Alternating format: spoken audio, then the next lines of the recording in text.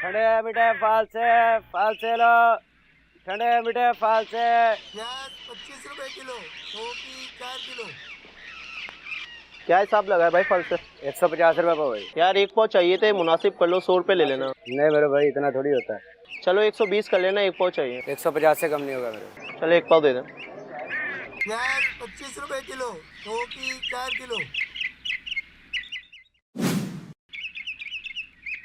ٹھہریے، حضرت سیدنا وہب بن منبع رضی اللہ تعالیٰ عنہ فرماتے ہیں، ایک اسرائیلی شخص نے اپنے پچھلے تمام گناہوں سے توبہ کی، 70 سال تک لگاتار اس طرح عبادت کرتا رہا کہ دن کو روزہ رکھتا اور رات کو جاگ کر عبادت کرتا، نہ کوئی عمدہ غذا کھاتا، نہ کسی سائے کے نیچے آرام کرتا۔ اس کے انتقال کے بعد کسی نے خواب میں دیکھ کر پوچھا، ما فعل اللہ بکا، یعنی اللہ پاک نے آپ کے ساتھ کیا معاملہ فرمایا؟ جواب دیا، اللہ پاک نے میرا حساب لیا، پھر سارے گناہ بخش دیے مگر ایک لکڑی جس سے میں نے اس کے مالک کی اجازت کے بغیر دانتوں میں خلال کر لیا تھا، اور یہ معاملہ حقوق العباد کا تھا اور وہ معاف کروانا رہ گیا تھا، اس کی وجہ سے میں اب تک جنت سے روک دیا گیا ہوں، کہیں ایسا نہ ہو کہ آپ کا یہ عمل آپ کو جنت میں جانے سے روک دیے جانے کا باعث بن جائے۔